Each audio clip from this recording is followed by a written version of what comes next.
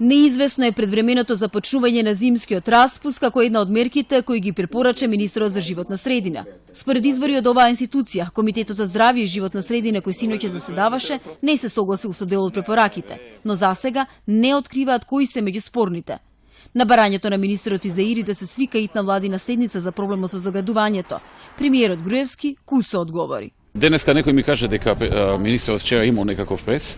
Јас не сум го видел, но доколку тој процени дека треба прашањето го постави на седница на влада, ние ќе го разгледаме. Повеќе одговори не дава ниту министер за здравство, кој инаку е член на овој комитет. Ќе информира за тоа Министерството за животна средина, сепак тоа е во нивна надлежност. На сериозноста на ситуацијата покрај еколошките организации повика и детската амбасада Меѓаши, која го посочува фактот дека меѓу основните права на децата е и она за здрава и животна средина. Загаденоста на воздухот, кој што според кажувањата и канцероген кој што го дижиме да загрозува сите нас, првенствено најранливата категорија децата. И не е важно кој е во право, кој не е во право, туку важно е подитно да се преземат некакви мерки. Во Тетово поради загаденоста на воздухот распустот на учениците почна уште минатата недела. Ваков предлог за училиштата во Скопје поднесе и градоначалникот на Центар Жерновски, како и градот Скопје.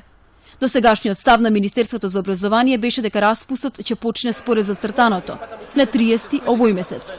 Временските услови од друга страна нема да бидат многу различни од сегашните. Од понеделник ќе бидат намалени условите за магла, но нема да има ветер. На почетокот од неделата со многу мали услови понекаде за намалена видливост, кон средината повторно ќе се врати маглата, но тогаш и следува повторно пак промена на времето, значи среда сепак со неголеми услови за магла, а веќе од среда ќе имаме значително постудено време. Во последните десетина дена загадувањето на воздухот е неколкукратно над максимално дозволените граници.